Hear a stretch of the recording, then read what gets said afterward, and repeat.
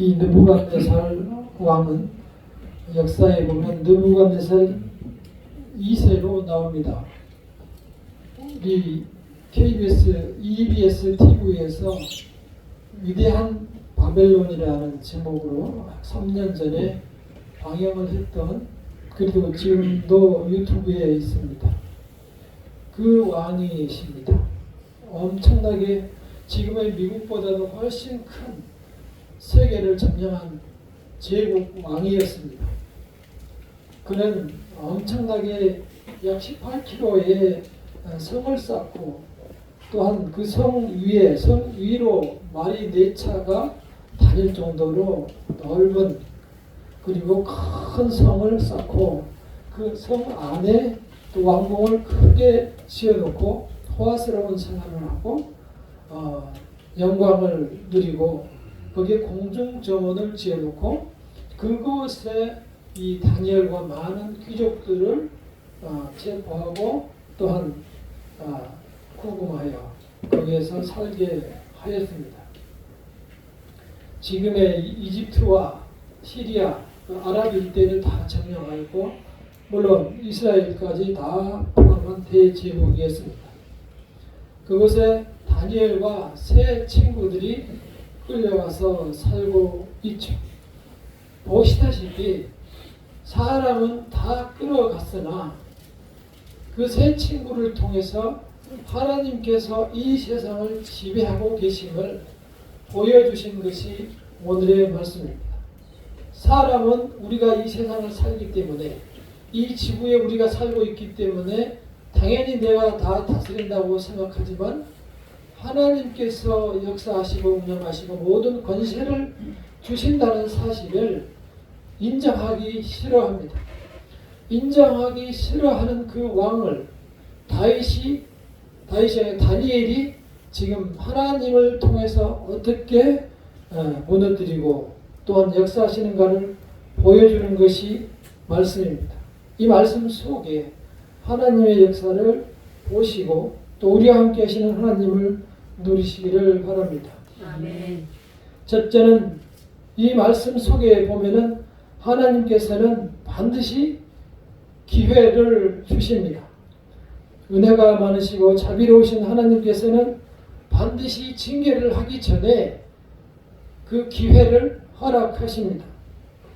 이들에게도, 이 왕에게도 징계를 하시기 전에 아시다시피 3번의 기적을 통한 기회가 주어졌습니다. 첫 번째는 다윗이라고 하네요. 다니엘이 그 세 친구들과 함께 식물과 물만 먹으면서 열흘을 지낸 후에 우리를 평가하라 라고 했을 때, 이 채소와 물만 먹은 친구들이 고기를 먹은 친구들보다 훨씬 건강하고 똑똑했다는 것을 보여줘서 기적으로 한번 나타냈었습니다.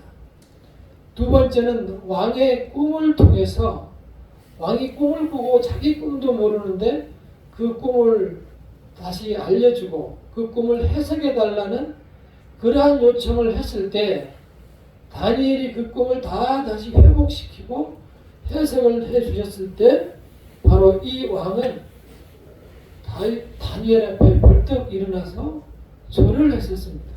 바로 그 왕이 이 왕입니다. 그러고도 또다시 이 왕은 신을 섬깁니다.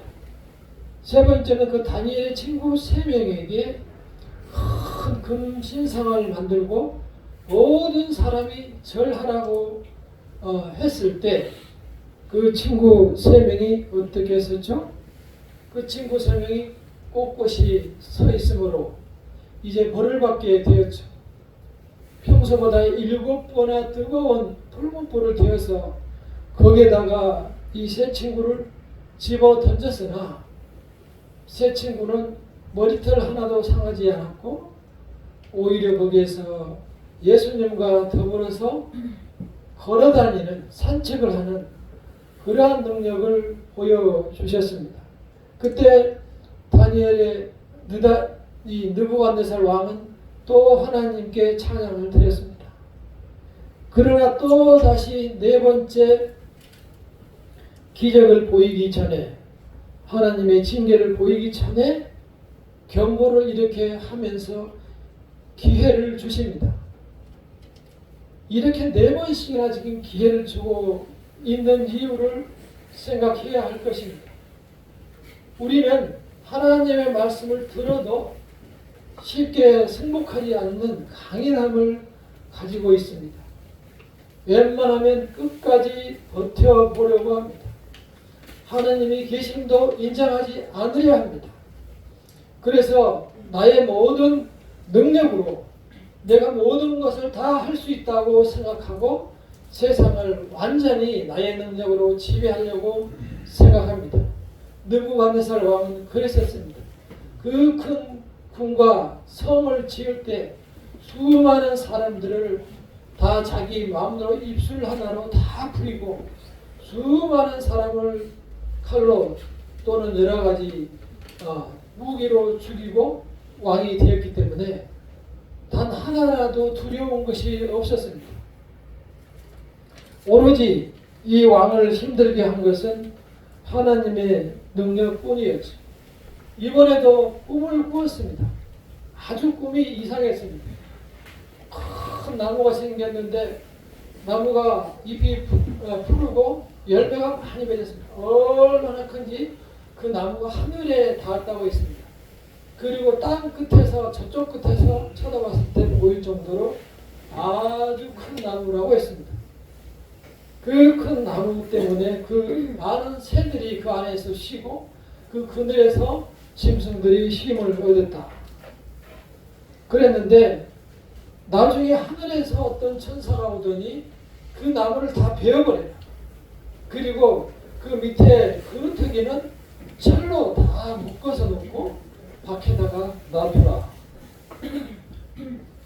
그리고 그 그루터기가 이제 이슬을 맞고 자라고 그렇게 되면 그 그루터기가 다시 짐승이 돼서 소 같은 짐승이 돼서 그 풀을 뜯어 먹으면서 손과 발은 이 발톱이 자라서 독수리 발처럼 그렇게 될 것이다 라는 예언을 꿈을 주셨습니다. 꿈은 너무 또렷이 기억이 나는데 도대체 이게 무슨 뜻인지 알 수가 없습니다. 여러분도 모르시겠죠? 저도 모르겠습니다. 근데 너무 답답하고 불길하니까 전에 한번 꿈에 해석을 했던 다시 다니엘을 불렀습니다. 다니엘 해석할 수 있죠? 다니엘을 불러서 이게 도대체 무슨 뜻이냐 물어봤습니다. 오늘 읽은 본문처럼 그 꿈 이야기를 듣고 그 순간 다니엘을 알았어요.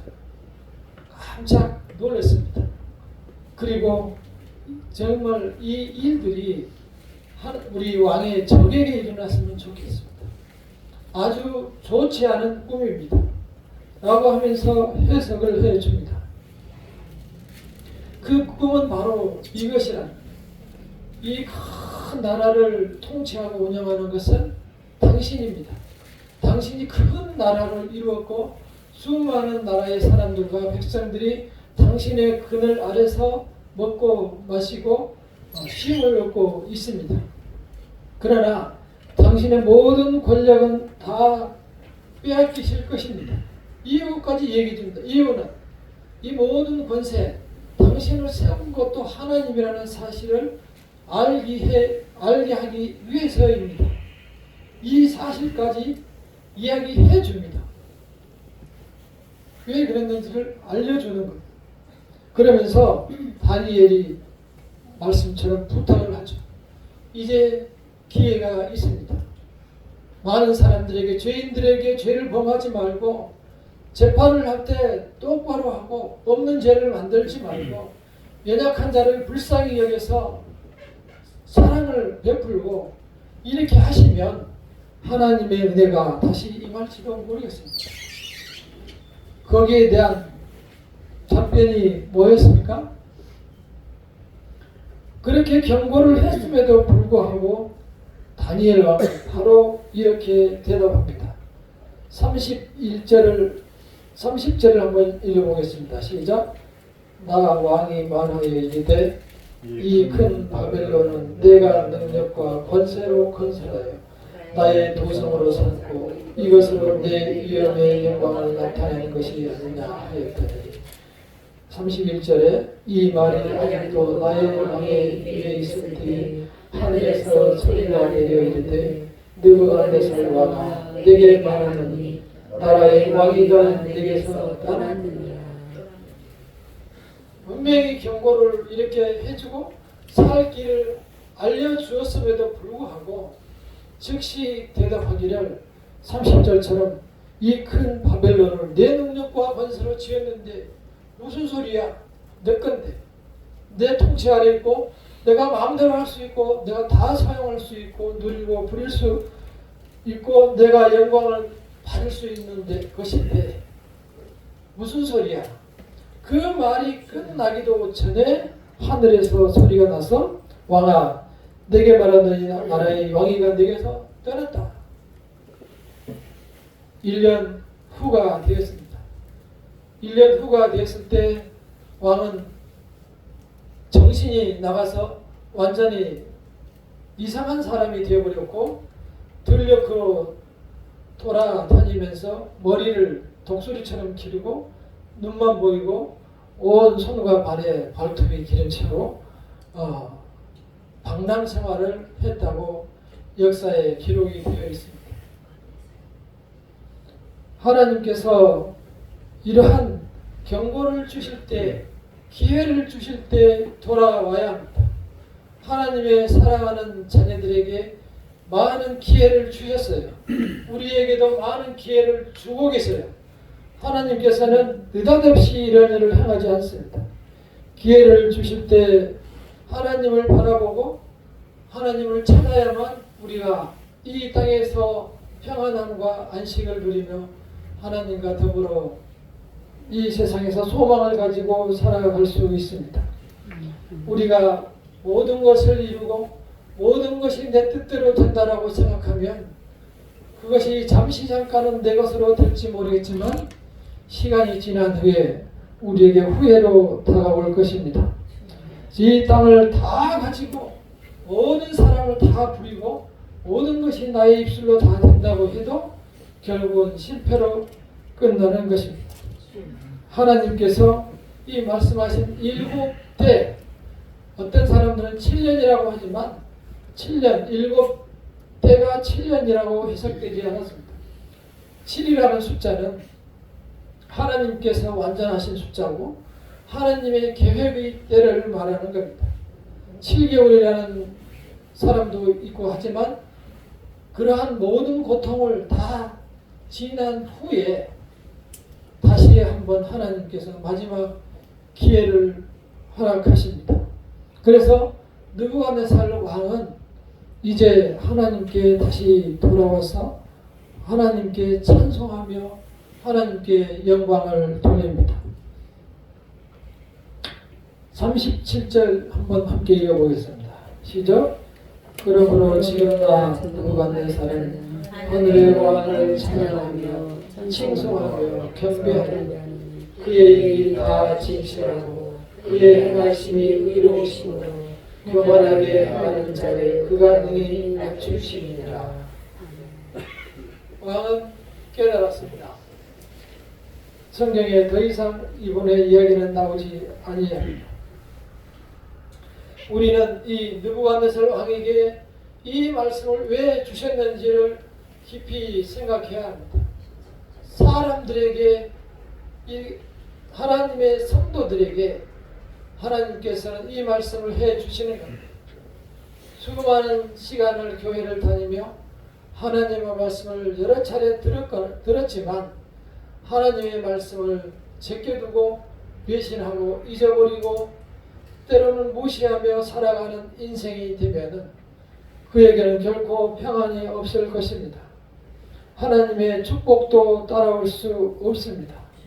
분명히 하나님께서 길을 알려주셨음에도 하나님을 인정하지 않으면 결국은 그 피해를 본인이 보게 되는 것이고 모든 권세를 잃게 되는 것입니다. 기회를 줄 때 주님께서 주신 말씀을 받으시기를 간절히 축원합니다. 두 번째는 이 세상의 권세가 하나님께 있다는 사실을 내 스스로 고백해야 합니다. 우리는 내 능력이다라고 느부갓네살 왕처럼 내 자신이 확신하며 세상을 살아가지만 우리 마음대로 되지 않는 것이 인생입니다. 인생이 무엇입니까? 인생은 그야말로 시간 속에 얹혀져 있고 또한 그 장소에 제한을 받는 것이 인생입니다. 우리는 인생을 해석하기를 내가 모든 것을 다 누리고 나는 행복을 추구하면서 살아간다고 말하지만 지금까지 살아보셨듯이 인생이라는 것이 온통 수고와 고난뿐입니다. 그리고 죽을 때는 쓸쓸하게 가게 되며 또한 외롭게 혼자 가게 되는 것입니다. 제가 지난주에 한번 저희 형을 보내드리고 왔잖아요. 아무것도 없습니다. 편안히 누워서 가고 단 1시간이면 한 줌의 항아리로 돌아오는 것이 인생이에요. 가져가는 거 아무것도 없습니다. 우리는 이렇게 지금 다니엘에게 주시는 말씀을 통하여 또 다른 세계가 있음을 깨달을 수 있어야 합니다. 다니엘은 타국에서 그야말로 포로의 신세에서 감히 그 나라의 대제국의 왕을 대상으로 강력하게 담대하게 말합니다. 하나님이 계시고 하나님이 말씀을 주시고 하나님이 이렇게 하라고 하십니다. 아니 왕이 한마디면 칼로 해서 금방 날아갈 사람이 포로의 주제에 어떻게 대제국 왕에게 이렇게 할 수 있겠어요? 다니엘 속에는 하나님이 계셨고 느부갓네살 왕에게는 이 세계의 권력과 능력이 있었던 거예요.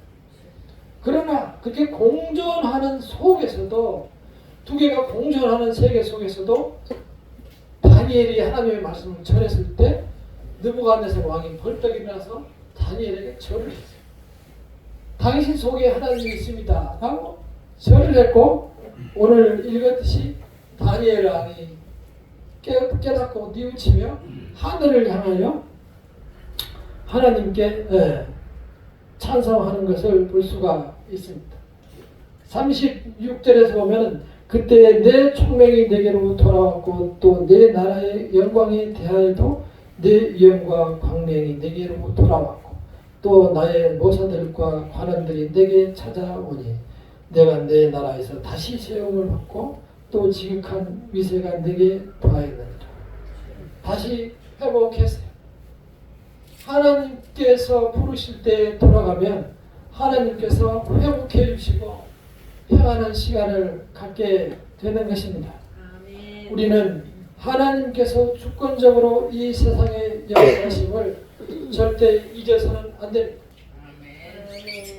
다니엘이 누굽니까? 우리랑 똑같은 사람이에요.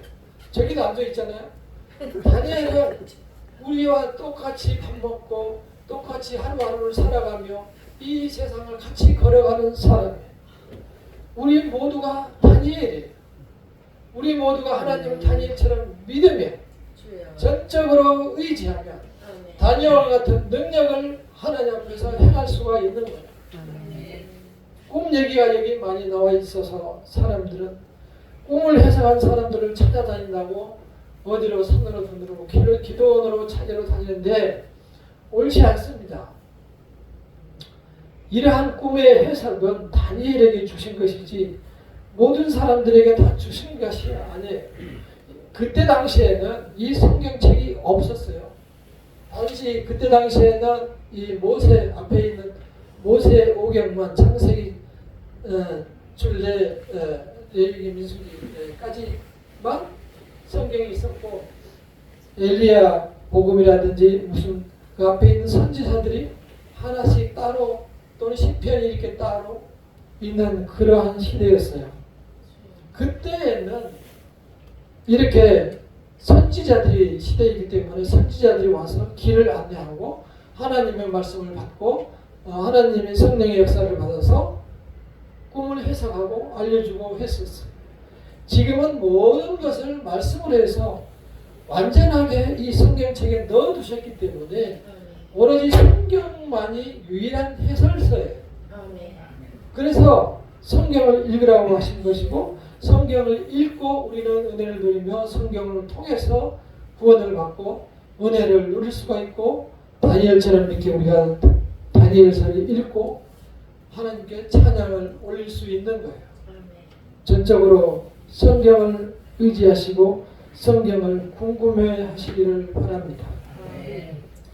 이 세 친구들, 다니엘과 세 친구들도 다니엘과 똑같은 믿음을 가지고 있었기 때문에 역시 그 큰 왕 앞에서 담대했고, 또한 내가 풀무불에 던져질지라도 하나님께서 거기서 나를 구해 주시겠고, 구해 주지 않더라도 그리하시 아니하실지라도 나는 이 방식을 믿지 않겠습니다.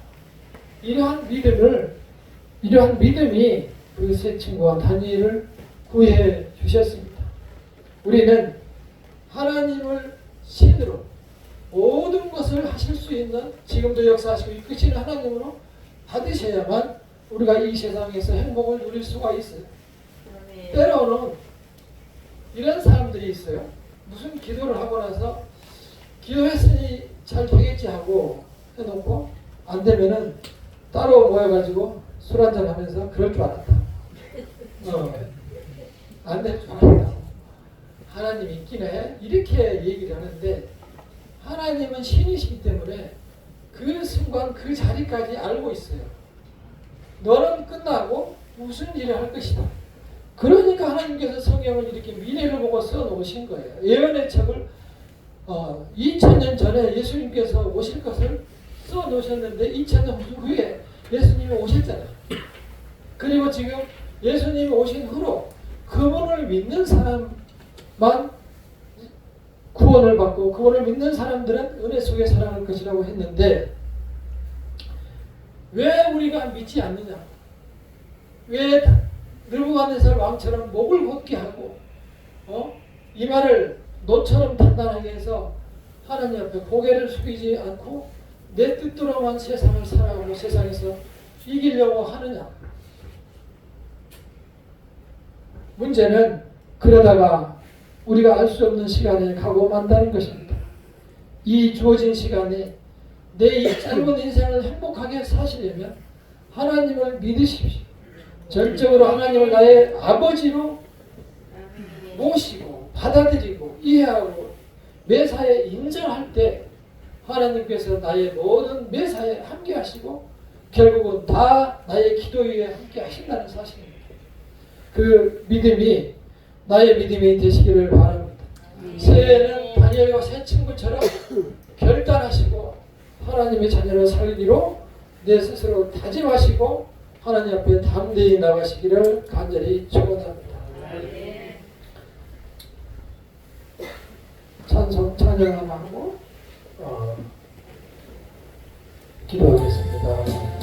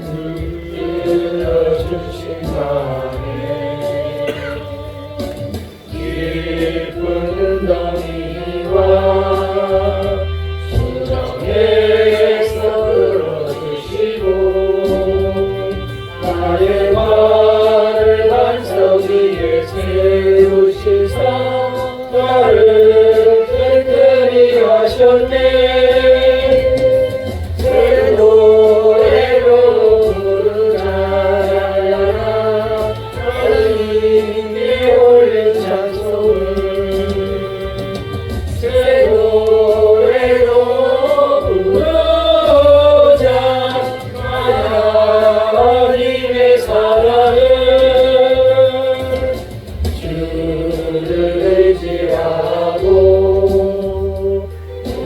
하지 않으며 거짓에 치우치지 아니하며